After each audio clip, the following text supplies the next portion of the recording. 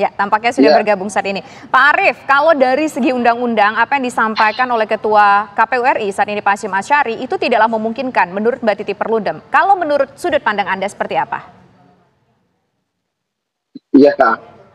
Kalau menurut saya, tahapan pemilu itu kan sudah predictable procedure.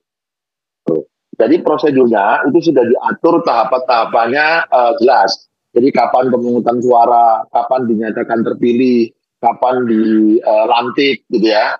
Begitu juga untuk tahapan pemilihan kepala daerah.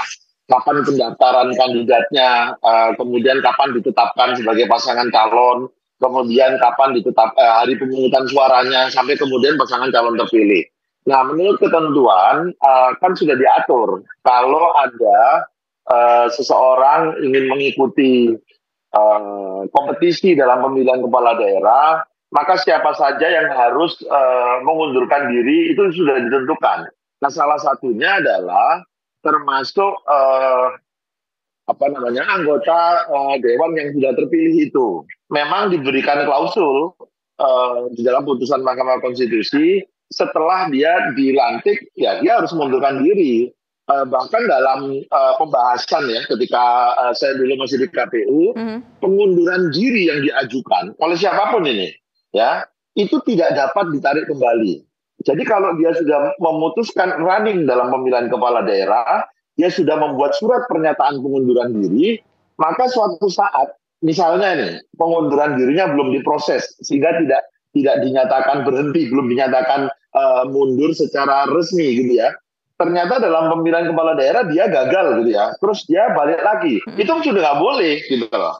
Jadi pengunduran diri yang sudah diajukan itu pun tidak dapat ditarik kembali gitu. Baik, Mas Arief, tapi kalau misalnya dalam kasus ini yang menjadi sorotan adalah ketika katakanlah pelantikan serentak ini dilakukan pada tanggal 1 Oktober, tapi kemudian ada klausul atau hal yang membuat caleg ini tidak mengikuti pelantikan gitu. Kemudian alasannya dipakai untuk maju di pilkada. Ini kan celah-celah seperti ini yang dikhawatirkan terjadi. Ini seperti apa, Mas Arief?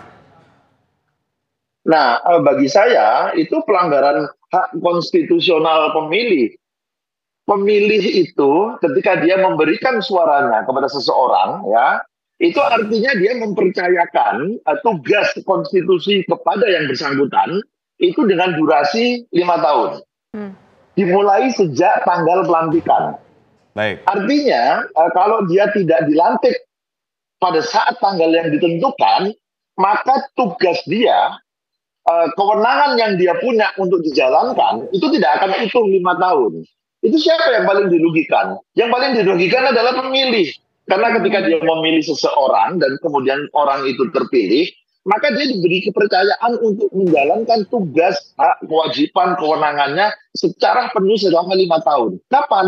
Sejak dia dilantik sampai dengan berakhirnya masa jabatan. Nah, kapan tanggal pelantikan yang tepat? Boleh diundur atau tidak? Tanggal pelantikan itu akan dimulai atau dilaksanakan bersamaan dengan berakhirnya masa jabatan anggota dewan terpilih di periode sebelumnya. Periode sebelumnya itu berarti 2019 sampai 2024. Baik. Nah, ketika masa jabatan mereka berakhir, maka sejak saat itu kemudian dilantik yang baru. Jadi sudah ditentukan tanggalnya. Maka sejak saat itu dia diberi tugas, kewenangan, kewajiban, hak untuk menjalankan tugas selama 5 tahun. Nah, kalau dia pelantikannya diundur, apalagi atas permintaan yang sebetulnya itu juga tidak diberikan ya di undang-undang. Saya minta pelantikannya diundur karena maju pilkada, itu tidak diberikan di dalam undang-undang ya, itu ya. Kemudian dia mundur, maka tugas, kewenangan, kewajiban yang diberikan oleh konstitusi kepada dia untuk dijalankan secara penuh 5 tahun, itu tidak bisa dijalankan secara penuh oleh dia. Dan itu merugikan hak konstitusional pemilih yang telah memilih dia. Oke. Gitu.